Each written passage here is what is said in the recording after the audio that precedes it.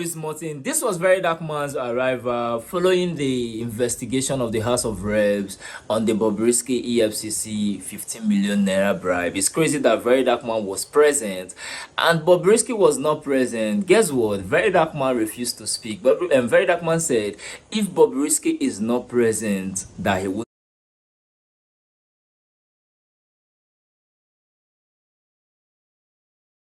And Bobrisky. So I don't say anything while I'm here, and Bobrisky will not be here. Now, my lawyer will be the one to talk, and I will not say a word, because I don't want to walk out on the people that are holding on to be my father. So I won't say anything until Bobrisky is here, and the EFCC chairman is here. Thank you very much. Number two, I'm just echoing what we are discussing. Number two, he's saying that he has not said he's not going to speak. At least we came prepared, we came in almost everything that is needed by this committee here. We have even come with additional evidence that is not even available online.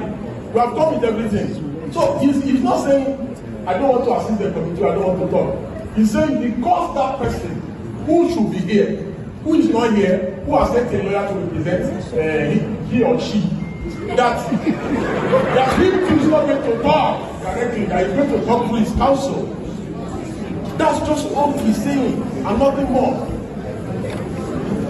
In addition, I would like to say, the man from my state, he said, if I don't speak, they will move immigration to detain me.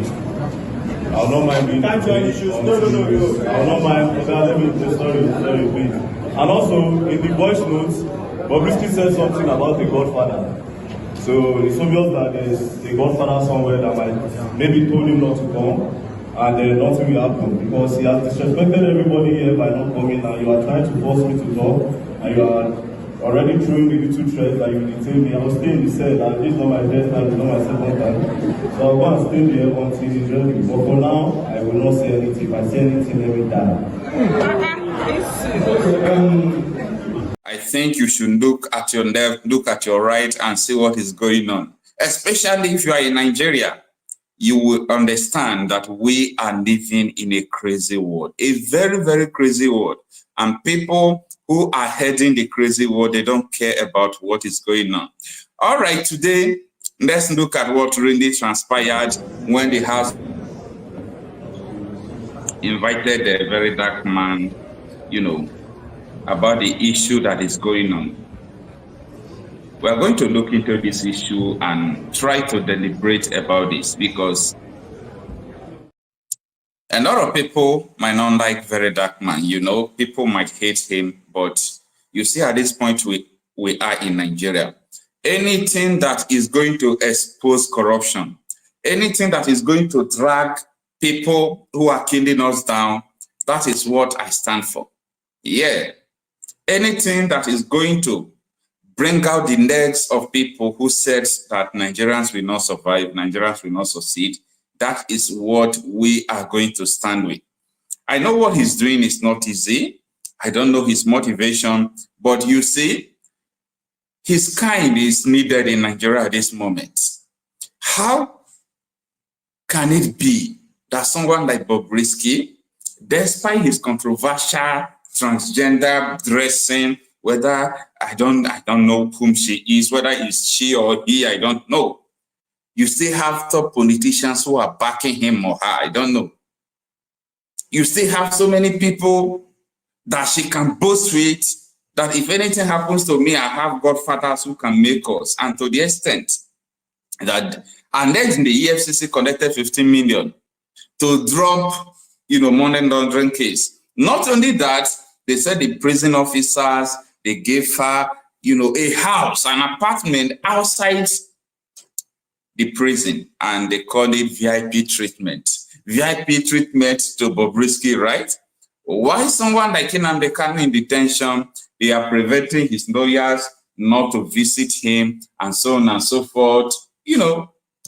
We are living in a crazy world indeed. So what Very Dark Man said in the House chamber today is that the second, evidence he have that he's not going to release it, but the first evidence, he was able to explain something that is very, very clear. And, you know, to think of it, why is it that Bobrisky is running? Why is he running, or why is she running? Is it she or he? Why is he running? And where is he running to? I think maybe he will be able to chest everything that is going on. I think maybe Bobrisky will be able to come out, you know, to challenge the status quo. Anyway, time shall tell. Time shall tell. All right, let's move on to the next, the next issue. Tomorrow being the Independence Day, the indigenous people of Biafra, IPOB, they are saying that never, never, never, never will anyone celebrate Independence Day in the Southeast.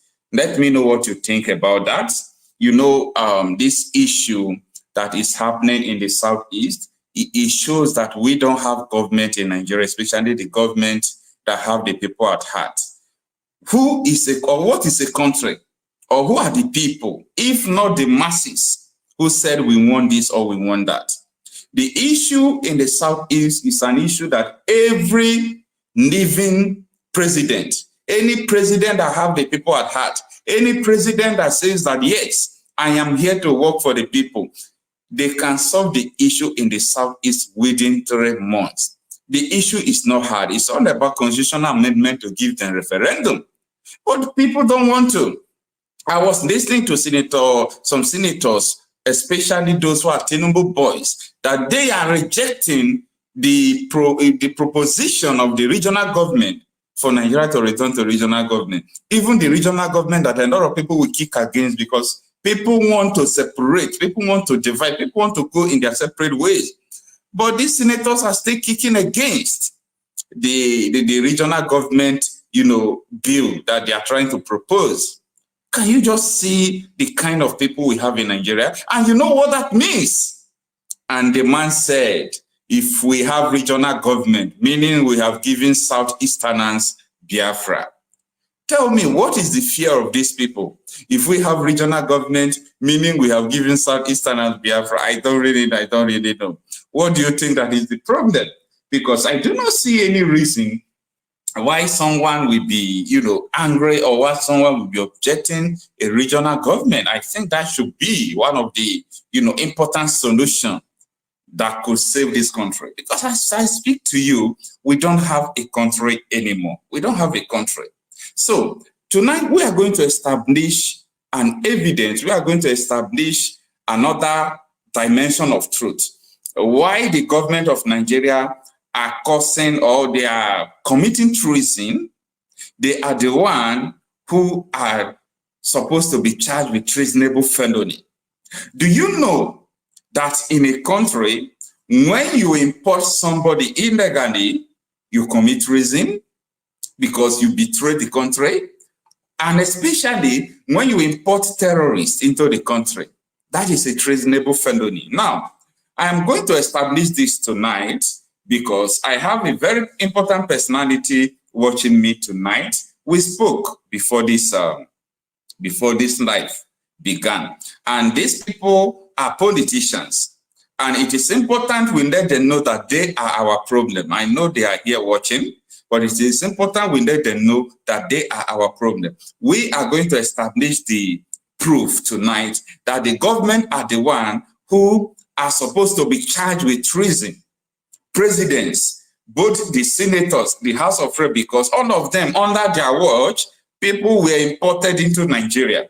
These people you are seeing from one community, they were imported into Nigeria. These people were never Nigeria. These people have never had any citizenship or relation in Nigeria. They were imported because you want to use them to commit havoc in Nigeria. Now, there are so many allegations, upon allegations, against this government. And I will continue to say that. Now, I know Senator Naya Baribe on Arise News said this in some time ago, that during the Goodluck Ebele Jonathan, that Buhari imported, mark this word, APC government through Buhari imported terrorists into Nigeria. And these terrorists are the ones who are terrorizing us today. And this is a case of a treasonable felony. You know why I'm saying this? This government is fond of charging protesters treason, charging Nnamdi Kanu treason, charging Omoyinde Sowore treason, but the real people who are supposed to be charged with treason, treasonable felony, are the people like Buhari. How dare him import terrorists into the country? He bought them gum that if I did not win the election, you people should scatter the country. Now, let's us listen to the testimonies of Naya Bari. All these videos, I have played them time with that number before, but I think today is a special day because we have these people watching us tonight. We spoke before I started this program. So let's take a listen to Naya Bari while we establish this proof that the government are the one who are causing treason. Because as I speak to you, people who are going to protest tomorrow, you might see one or two people that will be arrested and they said, oh, we're still going to charge them with treason. But the real people who are the problems, they are going away with it. The real people who are really causing harms, insecurity in the country that they are supposed to charge with treason. Nobody is, trying to prove the point that the government are in charge of insecurity in Nigeria. Listen to him. In trying to remove Jonathan, there were stateless persons that were from the Sahel region that were imported into Nigeria. And